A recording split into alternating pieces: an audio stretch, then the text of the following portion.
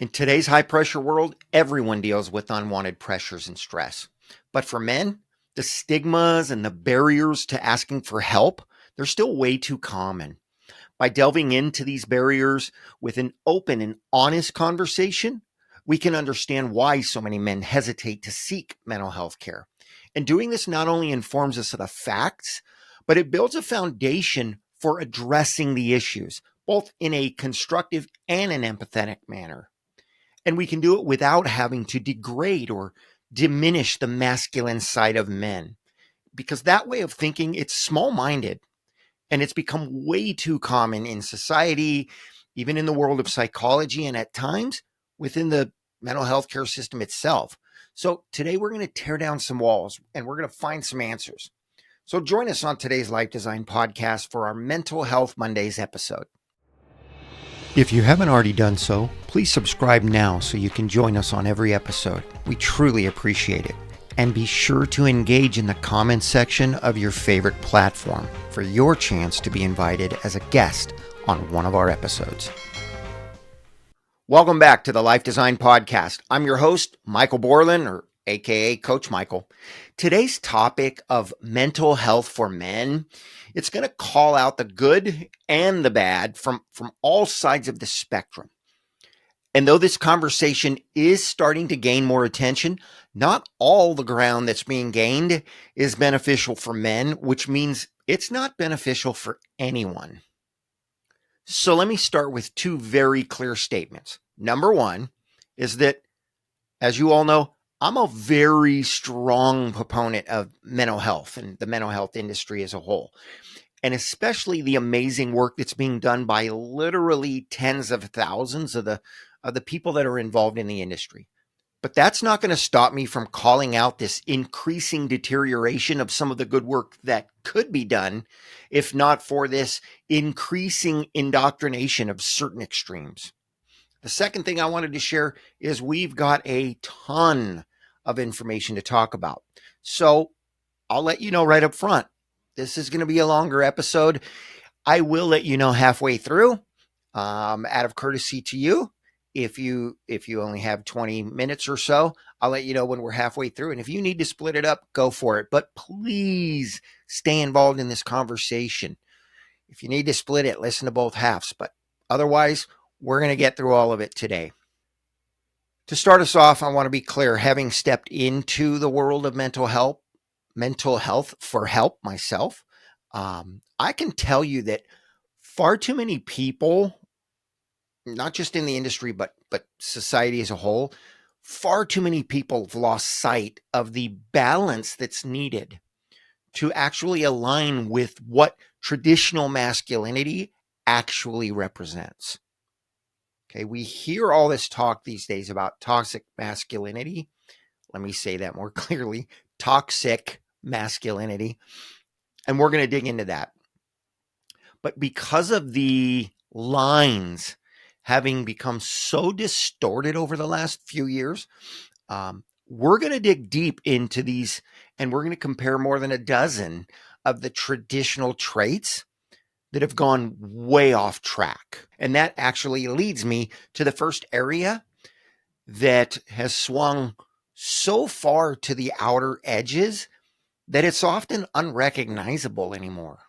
I guess we'll call it the societies, or a lot of people reference it as the societal norms, but I'm going to say the expectations regarding masculinity and man's emotional expression. The truth is, in today's day and age, we don't need studies to see how the current messages that men are receiving contribute to their mental health, to the mental health stigmas, and of men not wanting to seek out help. Okay, the media, the entertainment, and specifically movies, they have a major impact on society's perception of masculinity. And quite frankly, they promote and they glorify this toxic masculinity that everybody talks about all the time now. And even though that's in reality a very small portion of the men that truly display what is toxic behavior, because we see and hear it everywhere in the media, it's often looked at or thought of as, quote unquote, the norm, but it's not. It's a very small percentage of men. So if we're flooded with this in the media, how has that distortion of masculinity within the media, within movies, actually affected certain aspects of the mental health industry? First and foremost, in the research I did, and you don't even really have to do research. We now see that professional groups like the APA, American Psychological Association, they've gone far into the weeds on the other side of that spectrum. And I'm going to give them the benefit of the doubt and say it's in an effort to pull things back, okay, to pull things away from this, this John Wick and Rambo and, this mentality, right? I found that in their guidelines for psychological practice with men and boys, that's what they call it, okay, they claim that traditional masculinity and the ideology of that are marked by stoicism, by competitiveness, it's a bad word, by dominance, by aggression. And they say these things are psychologically harmful and they limit men's emotional development. Okay. In addition, they claim that I'm going to use their words, adherence to these traditional masculine ideals can negatively affect mental health and lead to a poor outcome in therapy. Okay. Meaning if I'm going to assume if the therapist, because it wasn't spelled out, if the therapist and the patient or the client adheres to these, that it gives more negative effect on the mental health and on the outcome of the therapy. I call bullshit. You can't help a man master his emotional and mental health by trying to take away parts of his manhood. It doesn't work that way. Okay. You do it by helping him understand those parts, by helping him use them or display them in a controlled and balanced way. So one of the studies I came across from the psychology of men and masculinity, which is also part of a APA journal, it found that men who, again, I'm going to use some of their terminology, that strongly adhere to, we'll say, overly masculine norms or tendencies, that they tend to have a worse mental health. And I'll quote this one, I'm doing my air quotes, and less favorable attitudes towards seeking psychological help. And it brings to mind a saying that they used to say back in the 80s. No shit, Sherlock. Of course they do. Many men have a less favorable attitude towards seeking psychological help because the media floods us with this message that toxic masculinity, that version of it, is cool and it's admirable. Okay. Then on the flip side, you go for help and groups, and I'm going to say messages like the ones that are recently coming from APA and other groups, tries to tell men that they're wrong for having masculine emotions or urges of pretty much any kind. Okay. What the bleep do you expect? I mean, they're supposed to be the smart ones in this realm. They know the messages that are happening out in the media. And then they turn around and go so far to the other extreme and say, you shouldn't even be having these. You need to eliminate them. What? Okay. The fact is, there's nothing wrong with some stoicism and definitely not with competitiveness, not even with a little bit of dominance or aggression when it's used in a controlled and empathetic manner. You don't eliminate it. You learn to control it. You use it in a way that is positive. Another fact is that dominance and aggression, okay, those are the outer edges of true or traditional masculinity and what it actually is. Okay, it's those things are moving into a place of imbalance. Okay, whereas leadership and assertiveness, those are true marks of traditional masculinity, of what masculinity should be, even in today's world. Or I'm going to say, especially in today's world. Okay, it's time to quit confusing boys and men and start helping them master that balance of all of the intricacies that being a masculine male requires. And let me be clear, even of being a more feminine male, because there's nothing wrong with that. There's nothing wrong with being a more masculine female and having a balance of these things. And we're going to go over a bunch of them. So, what are the impacts of untreated mental health issues in men? Okay, I want to explain this simply because we've got so much to talk about, and this could be an hour-long part of this conversation. To keep it simple, studies show that, and society, media shows, men have increased anxiety, depression, they've increased work absenteeism, they have lower productivity, both at work and in their personal lives, increases in substance abuse, increases in relationship problems, and that's not just boyfriend, girlfriend, or spouse. That's all relationships as a whole, friendships, coworker, everything. And of course, we all know, we see it all the time, they have an increase in suicide, much higher rates than women.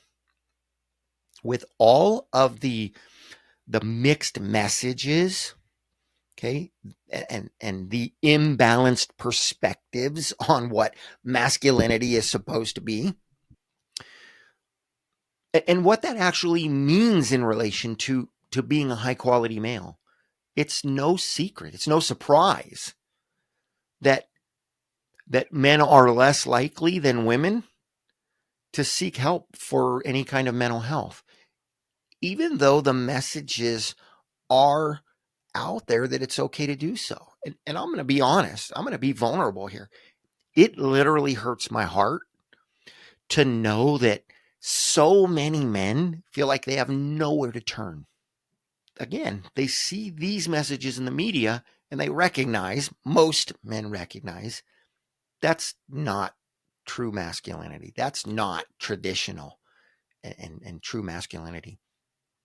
But then they go ask for help and they're told that half of everything that makes them who they are as a person, be it a boy or a man, I don't care what your age range is, they're told that it's wrong and that they should eliminate those parts of themselves. Again, this is also a small part of the industry, but it's being perpetuated at a much higher rate. And I know this from firsthand experience. Even men that are in that toxic area of masculinity, it's because they don't understand true masculinity. They're buying into the media version. They don't need to be told to eliminate that. They need help understanding and controlling these parts of themselves and their masculinity and or their femininity. Okay, because men and women have both. So, what are some of the common versus the true barriers to men seeking help? Okay, there's stigmas. Those are common. They're not real. There's lack of awareness. That's a true barrier. Okay, stigmas are made up. Lack of awareness, that's real. Okay, there's self-perception. And that's, I think, kind of a balance of made up and real. There's a reluctance to talk. Okay, that's that stoicism, right? That stoic thing in men. There's gender stereotypes. And most recently, there's gender shaming. You're shamed to be a man, especially a a strong, masculine man. You're shamed in a lot of ways for that. Okay, all of these things, they affect a man's willingness to seek out mental health care. So I've recently I came across this term. I hadn't heard it before, called self stigma, and it's being used where men might actually internalize the media's version, okay, of societal attitudes of this toxic masculinity, so to speak, and it's leading to feelings of shame and even inadequacy if they actually ask for help. Again, the problem is if I go for help and I'm coming to you or to a professional for help, and I'm being told that I need to eliminate half of or big portions of what makes me me, okay, that's not a self stigma issue. That's an authoritative shaming issue. And it shouldn't be tolerated in any area of psychology or of mental health care or in the media or by us, by the people, by the men and the women that, which is all of us, that have to deal with this every day. Okay. Lack of awareness is another one. Lack of awareness and education. Let me put it this way: a lack of mental health awareness and education among men, not just men, women too, but regarding men's mental health. Okay, it leads to underdiagnosis, meaning things aren't being recognized, they're not being diagnosed, and they're not being treated. And most men, I'm not going to say many, I'm going to say most men, they don't even recognize the symptoms of mental health disorders. And if they do, be it in themselves or in somebody else, a loved one or a friend or a coworker, they don't necessarily know where to seek help. Okay, so let's look at some of these traits that are getting messed up. And by the way, I promised you I would tell you when we're about halfway through. I believe we're at about the 20-minute mark. I don't even have a clock up in front of me. I think we're close though.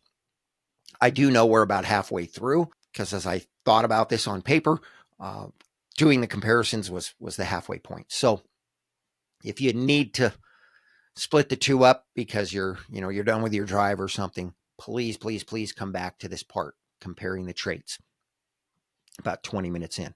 So the first trait that I want to look at is the balance of strong versus tender. Okay.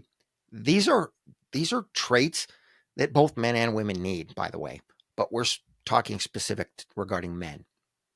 So this is where we were able to find a balance between strength, and I mean strength in like our convictions, in our actions, and in how we support others, yet being at the same time having a balance of being gentle, being empathetic in our interactions with others.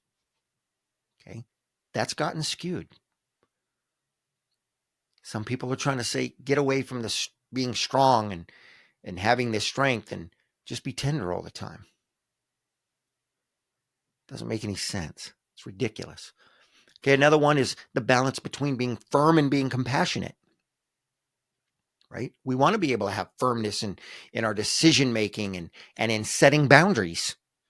Okay, but we want to balance that with a deep sense of compassion and of understanding for other people's feelings, for what they're going through, for their situations. Now, let me be clear.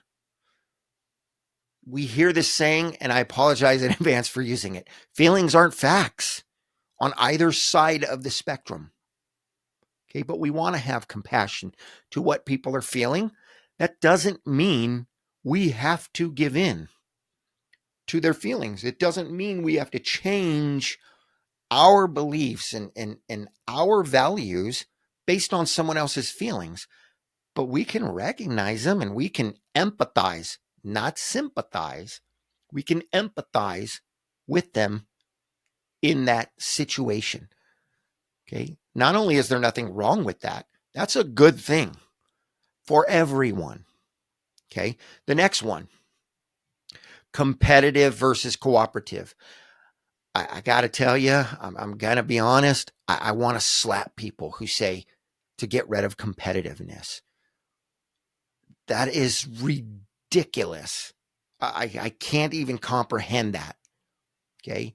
To possess like a healthy sense of competitiveness, to be able to strive for things that we want to achieve and to excel in any area of life. Who in the world wants to get rid of that? That's insane. Literally, that's insanity to me. But we need to be able to balance that with like a cooperative spirit, with cooperating, um, and valuing teamwork or valuing mutual success. Okay, the importance of contributing to the greater good. Okay, life is not supposed to be fair in the outcome. I'm sorry if you believe that.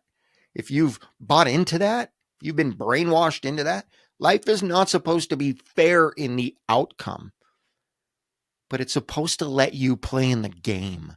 That is fairness.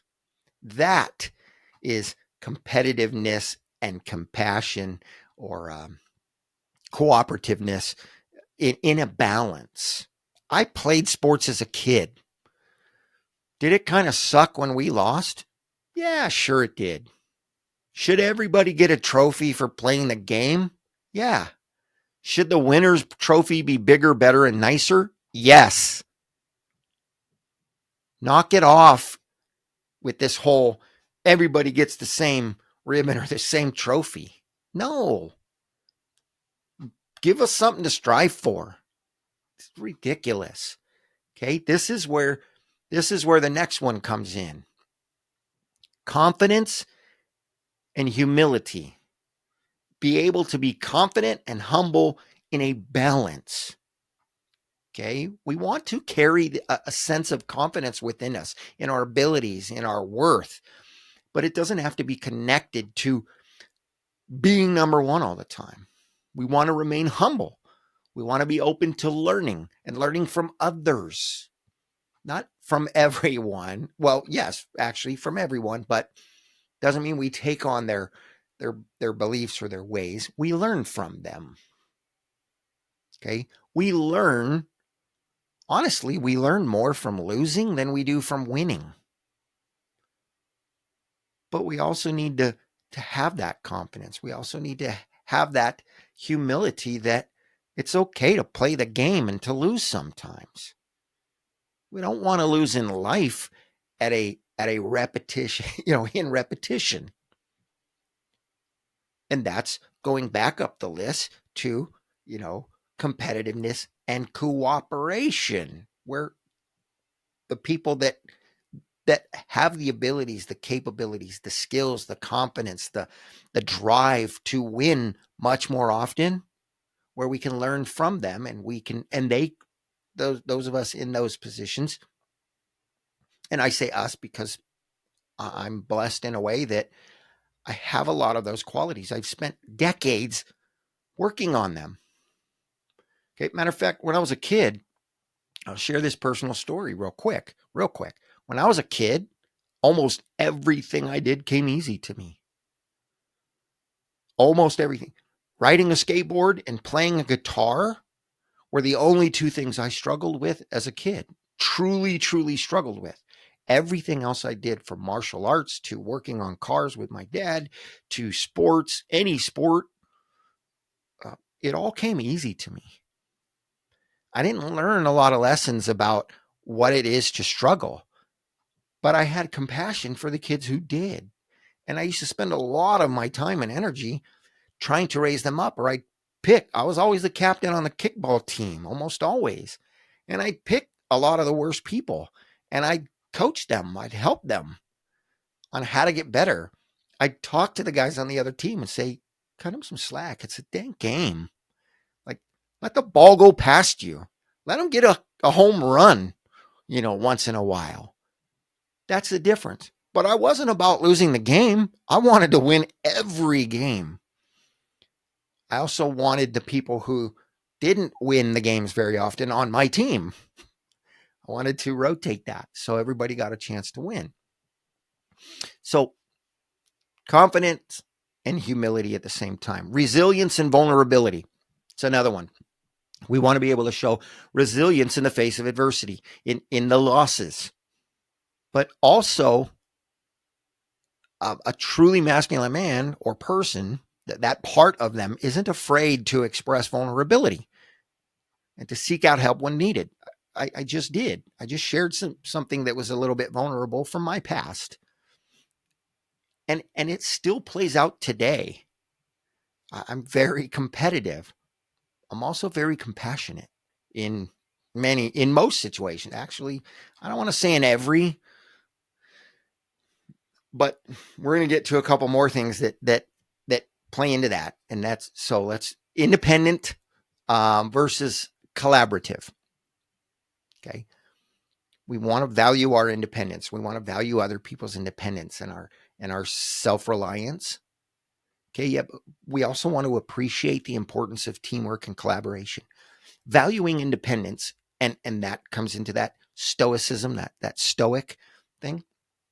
There's nothing wrong with that. That should be encouraged in balance with appreciating teamwork, collaboration, um, a community, so to speak.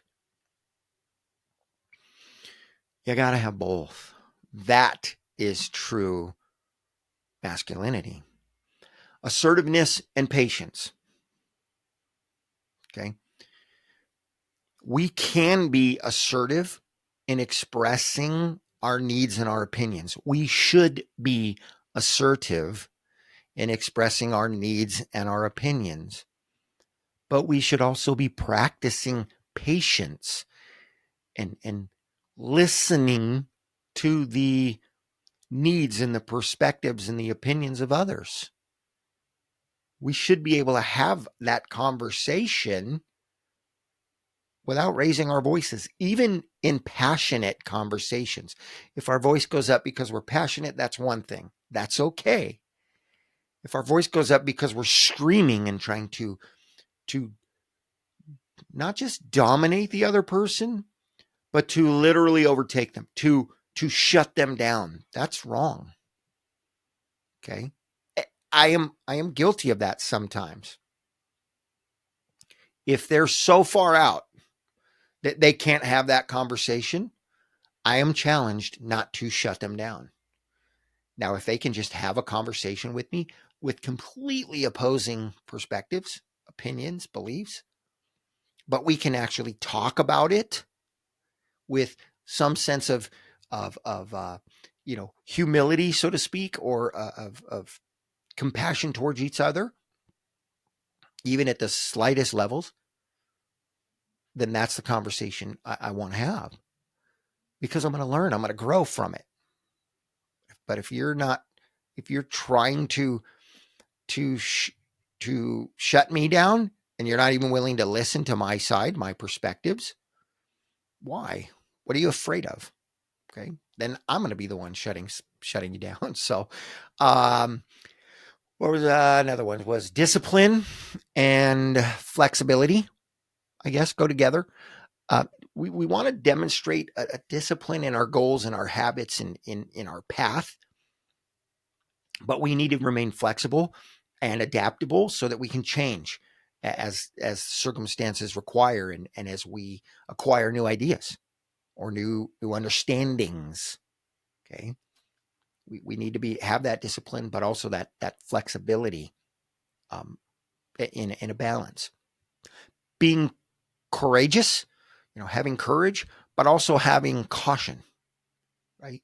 We want to exhibit courage in taking some risks, in standing up for what we believe in, what's right. And let me be clear on this one: what we've verified, what we've researched and verified, not just from our own side of the fence.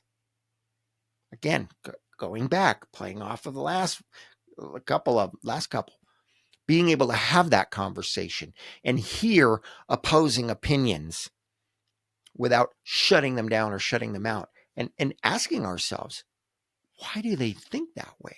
Why do they act that way? What is it that could be right from their side and what could be wrong from mine? Finding out balance, but doing it with a cautious approach. Again, looking at all sides, especially when it comes to important decisions, to safety, principled and open-minded.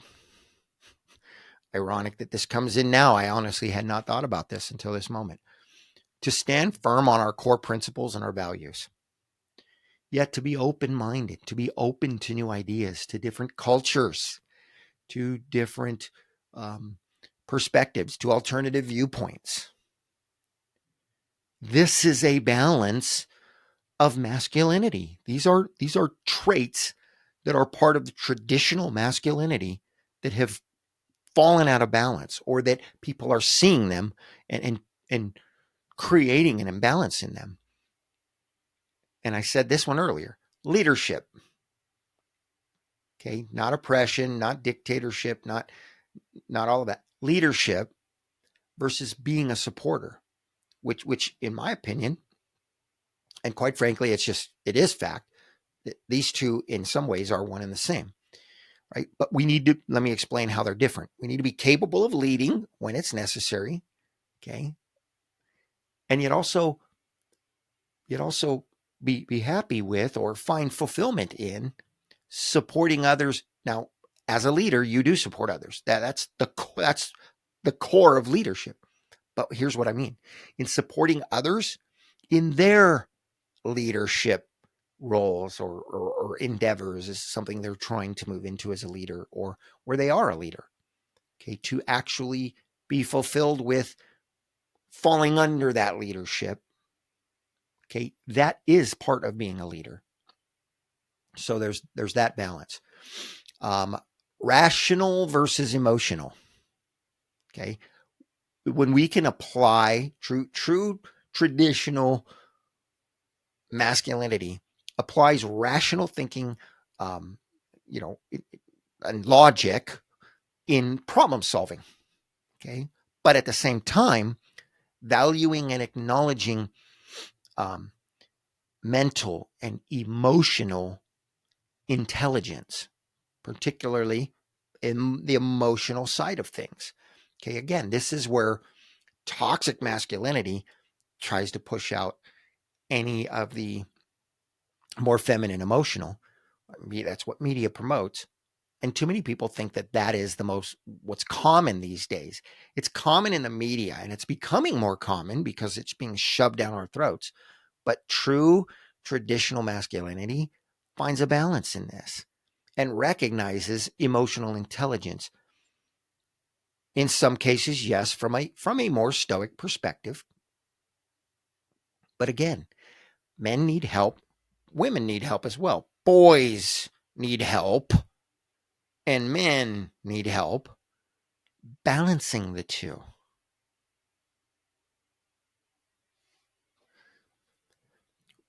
Responsible, or having a high responsibility, personal responsibility, versus being playful. Okay, taking on that responsibility,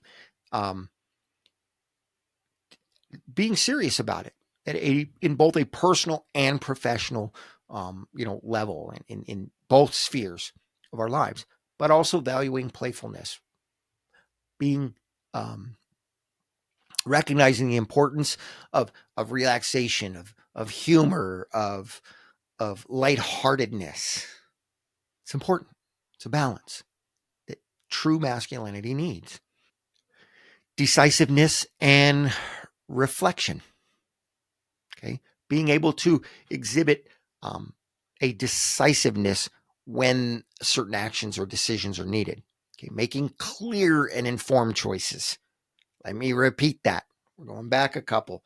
Making clear and informed, fully informed decisions and choices, while also valuing that reflective thought, that consideration, and considering, the implications of that decision, of that choice, and various perspectives before we take action. Very, very important in the realm of true and traditional masculinity. Okay. These, let me pause for a second too. I've only got one more comparison. These things are also, I said it earlier, important on the feminine side as well. Okay. But again, we're talking masculinity, and we're talking true and traditional masculinity. The last one is being adventurous, but also being a little prudent. Okay. We hear the word prude or prudent, and we let our minds go. Some do, in the wrong direction with that, or at excess. Okay. Being adventurous, meaning we're able to display, that adventurous spirit, so to speak, being willing to explore new ideas, new experiences, to take on challenges, be them new or repeat. Okay. But having that balanced with some prudence, showing some caution, showing some care in assessing the risks and making thoughtful decisions, and paying attention to how things could affect other people, and having a little bit of prudence within that. These are the characteristics that represent being well-rounded emotionally, mentally, spiritually, even physically. Okay. Being a well-rounded individual who can actually navigate well the various aspects of life with a balanced and with a thoughtful approach. These are traits of true and traditional masculinity, and they've been twisted. So when we recognize that, what are some actionable steps and some resources that are available to men? Well, some practical steps, we'll say, to improve not only mental health, but seeking care for them far above and beyond anything else, is open communication. Okay. Being able to share our feelings with, I'm going to say, a trusted individual. And I don't mean just friends, but with a trusted individual. It helps reduce different types of feelings, different types of things within us, be it isolation, um, feeling that we don't have anywhere to turn. It provides a level of emotional support. Even the most stoic or hyper masculine man, I'm not referring to, well, even the toxic ones, but I'm referring to more traditional, to more true masculinity. Men need that. There was a study in the Journal of, was it Health and Social Behavior, and it found that social support in men, specific to men, social support is crucial for mental well-being. We know it is for everyone, but it pointed it out specific that even in men, it was extremely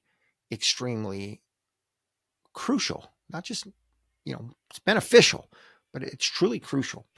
So seeking professional help, there's things, and I know I came down hard on the industry, and I came down hard on the APA. And if you're part of that group and you want to reach out on it, great.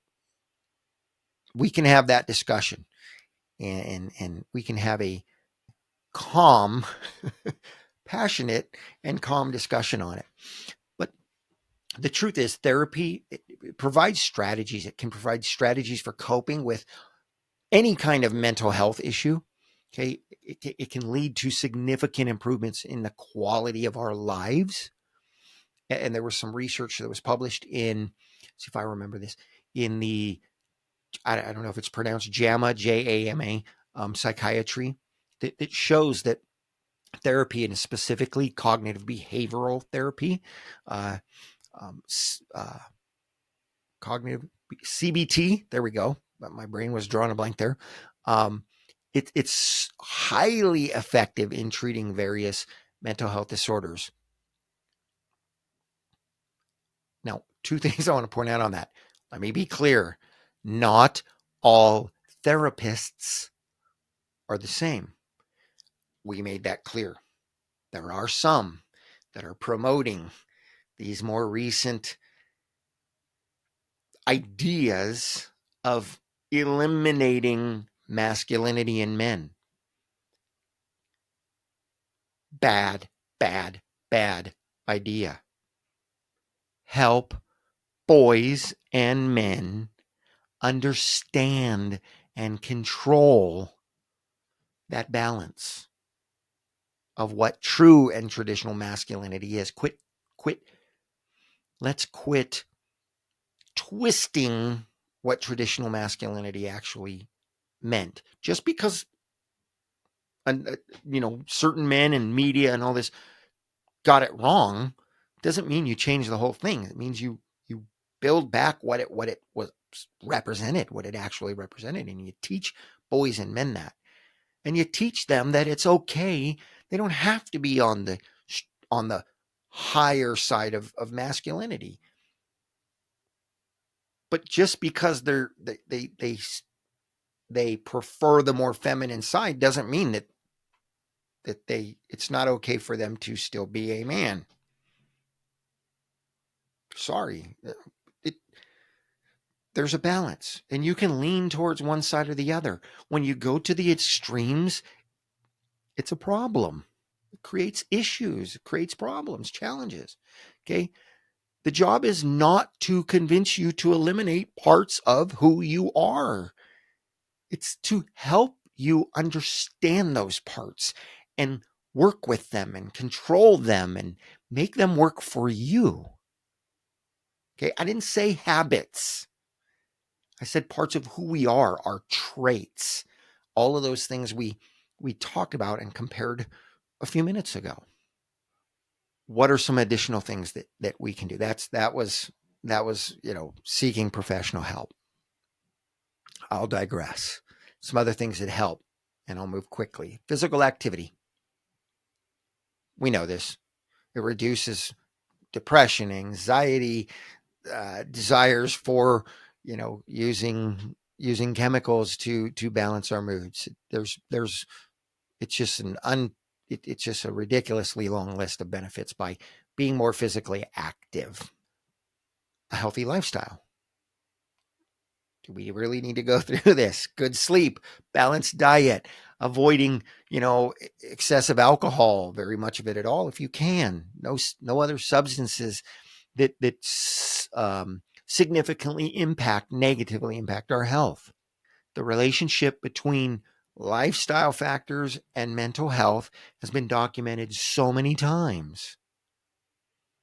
What I will say, what I call empowering hobbies and social activities. Okay, engaging in certain types of hobbies and social activities actually provides a sense of accomplishment and community for us. And again, I'm speaking specifically to men. Doesn't have to be this hardcore, I'm on the football league or I'm in MMA and great. I love all of that. I was fighting MMA style before it existed, underground fighting back when I was a kid. It's part of who I am. I've just learned to control it. I've learned that I don't have to be that aggressive, dominant person. That I was a Jekyll and Hyde. I was a very, very sensitive, compassionate, loving kid that came from my mother. My father was quite stoic back then, quite aggressive. And I grew up in the hood. I grew up around a bunch of gangbangers. So I took on that side as well. I learned to control it. I didn't eliminate it. Comes in handy sometimes. Okay. Mindfulness and stress reduction techniques are another thing. I mention these in virtually every podcast. Okay. learning to meditate, learning to reduce your stress, breathing work, breath work, breathing techniques. All of these things, they help to moderate us. Okay, there's evidence, there's proof that they improve reduce our anxiety, our depression, physical pain within us. Okay, illnesses and ailments, it reduces these things. Okay, and the last thing that I want to talk about, and one of the most important things, is the resources that are available. Okay, what kind of resources are actually available? The ones I just mentioned are things that you can actively do. You can go online anywhere. You can see anybody and learn about them. But I'm talking about things like mental health hotlines. We're seeing advertisements for those a lot more. Online directories to find people. Online apps that are focused on mental health. Okay, national suicide prevention hotlines. Okay, there's men's health networks. There's so many things. If you have the internet, if you have a cell phone or a computer, if you have a job, personnel, HR departments, there we go, can help you find access to this stuff. And you don't have to give all the details. You just say, hey, what do we have available in these areas in case I or my coworkers, have some challenges. I want to be a resource to be able to help my coworkers and direct them towards this stuff. Okay. And yes, I'm a coach. So of course I'm going to say coaches. This is the number one thing that I help people with, not mental health per se, but finding balances in their life, getting through transitions, knowing they're in a place they don't necessarily want to be and getting to somewhere they do want to be it jobs, be it emotions, be it relationships, finances, it doesn't matter. It's all transition. It's all transformation of ourselves. And it all starts on the inside with our mindset. Okay. Every show is about mindset. Everything we just talked about is about mindset. People that believe masculinity should be gotten rid of, people that know that is part of who we are, male and female. I don't care if you want to call yourself non-binary. You have masculine and feminine parts in you. Okay. I'm not going to get into that argument. We all have that. That's biology. That's chemistry. That's everything about, that's spirituality. That's everything about the human experience is supposed to have that balance. Some will lean a little further one way. Some will lean a little further the other way. Some will be really close to the center. And yes, that certain percentage are going to be on massively far extremes. And those extremes are getting too prevalent and it's causing way too many issues. But we can control us. And that's the point of this podcast, this episode. So I want to thank you for joining me on the Life Design Podcast on today's episode. Please, please, please be sure to share, to subscribe, and to engage. Okay. I truly appreciate you. I truly appreciate you as a listener. I really, really appreciate those who do engage. That is the point. And the more you engage, the better chance you have not only of learning, new things and of creating a better life for yourself, because it's always up to you. But you may be invited on the show if that's something that you're interested in. I say it every show. How cool would that be? But if you've got an intelligent and respectful conversation on any of these topics or similar topics that you want to have, let me know. That's part of what I'm here for. So I look forward to sharing more with you later in the week. And as the weeks go on, I look forward to meeting some of you. And until then, as always, live awesome and enjoy your journey.